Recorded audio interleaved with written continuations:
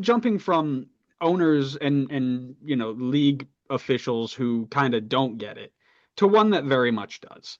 And that is Joe Mansueto, the Chicago Fire owner, who this week announced that he was going to be personally financing the construction of a new soccer-specific stadium for the Chicago Fire on a vacant lot in downtown Chicago.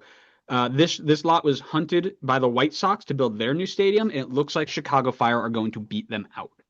Now, while I would love, and I mean love, to go into our thoughts on the design and the location and the amenities, the stuff that Connor just adores when we talk about stadiums, I want to start with this idea about the personal financing, right? Not asking for city money. This is very rarely seen in pro sports, and only 7 teams in MLS currently privately finance their stadiums, and that is Columbus, both LA teams, Orlando, San Jose, Austin, Nashville, and FCC. Chicago will become the 8th. In contrast, the White Sox, they begged for millions, if not billions of, probably not billions, hundreds of millions in public funding to build their stadium. I want to get your thoughts on what that means kind of in the landscape of pro sports in general. I honestly, I do feel like it's not necessarily something new for the Chicago ownership group. I mean, say what you will about the performances of the Chicago Fire over the years, but and I don't know how long this ownership group in particular has been in charge of Chicago, but we talk all the time about the designated players list for Chicago, and it is long. This team is not afraid to splash money to try and bring in big time players to help this team be successful. That is so much more than you could say about a lot of other owners in this league. I mean, namely Montreal. Like that's the like complete opposite of this. The ownership group that will literally spend nothing. And I saw your tweet about this recently with I think it was Saliba that got the offer, Oh, you and follow my every Twitter? I followed podcast Twitter. That's so cute. And every Montreal fan underneath that was like, yeah, he's not reinvesting that money. Yeah, Um, slow your roll there, buddy. exactly. But I think it's a sign of strong intent from this ownership group to really back the Chicago Fire. Like to personally be like, all of this money is going to come from me. I am fully putting my chips down on the Chicago Fire. I want to support this. Like, you're not going to spend all this money to build a new stadium and then not support the team financially. Mhm. I think it's a great sign for, it should be a good sign for Chicago Fire fans to hopefully be optimistic that this ownership group is going to continue to be willing to spend money. Now, there's a whole other separate discussion on being able to spend it intelligently. And I think they've been doing a little bit better with that. But there's definitely a bad track record of, maybe a little bit of poor scouting. But I will take bad DPs all day long over not willing to spend money on any.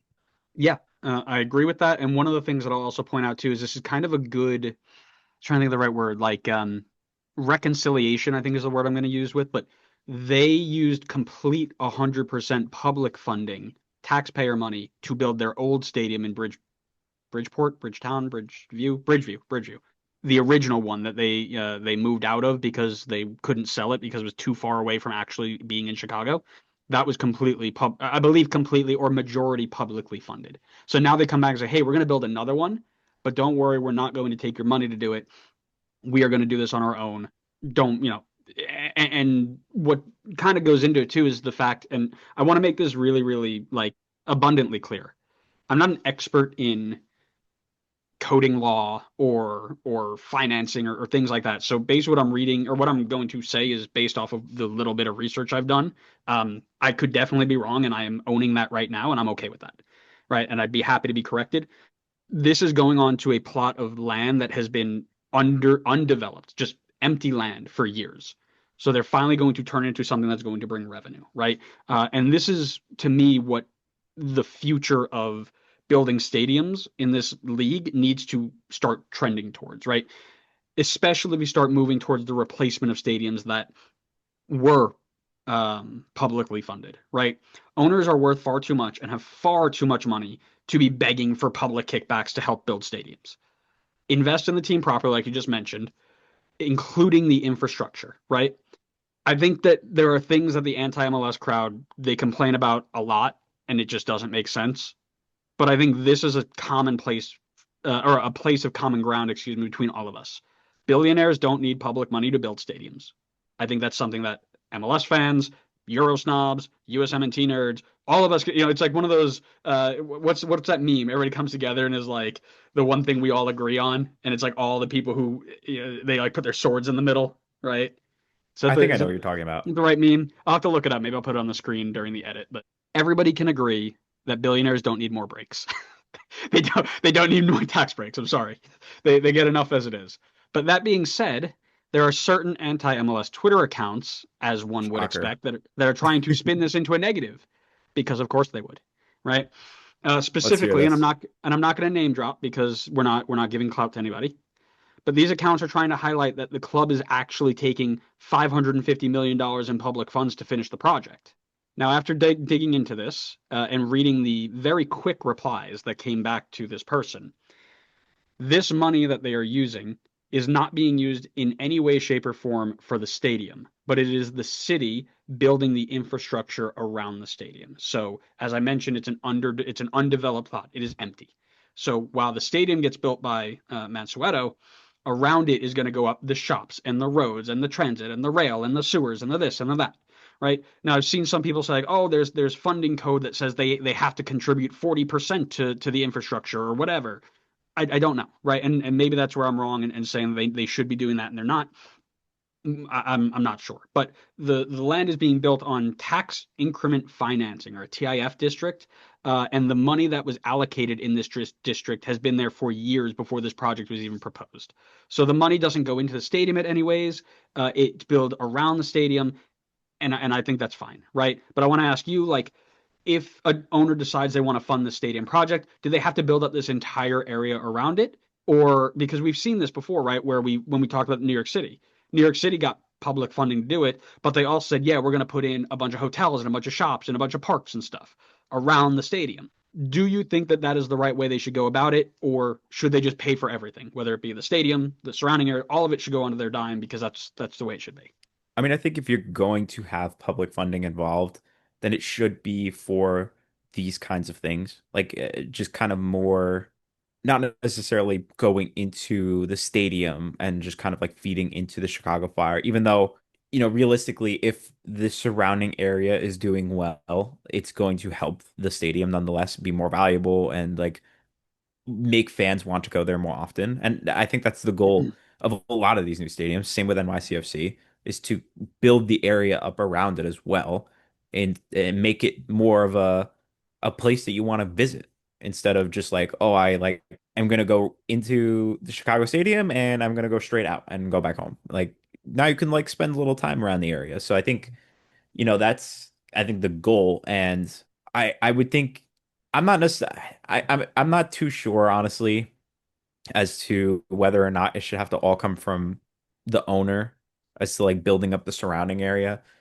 What I will say for sure though is that if you are going to involve the public funding, I think it should go to stuff like this where it is a little bit more along the lines of things that like public funding would typically should uh cover, which is like transportation and like you said, like sewage and that kind of stuff. I know there's other things involved as well as like, getting like restaurants or other sorts of businesses set up around there as well. But I think that that's like a good use of this money in this case. I'd have to think on it a bit more to decide on whether or not I think it should be fully like privately funded through the owner, but that's kind of where I'll leave it for now. No, no, and I think that's totally fair, and that's kind of where I'm at too, where it's like I think each situation is unique, right? I don't think you can just sit in one over thing like, yep, this is how it has to be for everybody, because every city has different needs and different requirements, right? But I generally don't have a problem with this, right? If you have money that's been set aside for years to build up, and this area saying, okay, we're going to hold on to it, again, to my understanding, this is how it works. I may be wrong, and I'm happy to be told why I'm wrong. But to my understanding, this has been set aside that says, okay, once we get a project here, then we're going to save it because I think they collect it from taxes and then say, okay, when we get a project here, we're going to build everything up with these taxes. It's going to be great.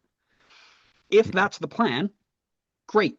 Then you get the project in there, and it's almost like an incentive to draw investment to that area to say, hey, we have the money to do everything else. You come in and put your thing here. So if we're going to put a stadium there and say, okay, you build the stadium all on your dime, or get it with investment firms or whatever, but we're not going to pay for it. We'll build everything else around it. Handshake, we're good to go. Love it. On the flip side, if you're going to say, hey, we're going to give you some money to offset the cost of your stadium, but you're building the parks, you're building the hotels, you're building the roadway, the railway, whatever, also fine. As long as they're all contributing to make it better, don't really care. Right? That's kind of in my view the way it is. What I don't want to see is billionaires going, hey, I need money, I need $100 million to build this stadium, and that's all I'm doing is building the stadium. That's the problem. And I think we're trending away from that. And I think this is a really good start to do that because not only is the city getting better now in Chicago, but the Fire are also getting their desperately badly needed soccer specific stadium in the correct area where they can draw their fans, get their big name players. You mentioned they spend great on big name players all the time. So if that's the case, now you've got people who are saying, yeah, I do want to go see. Let's pretend Kevin De Bruyne was still on the table because I know he's not. But yeah, if Kevin De Bruyne was coming, like, oh yeah, I do want to go, but I'm not going to drive all the way out to Bridgeport to see him play. Right now, it's right downtown. Take the train, you're in. Right, love it.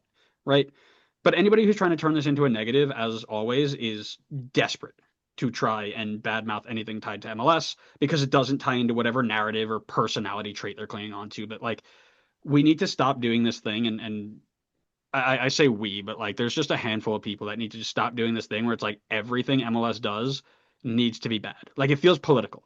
And I mean that in the literal way. Like when you look at anything politics, like somebody can do something good and instantly half the people are like, oh no, that's not actually good because they did something else bad.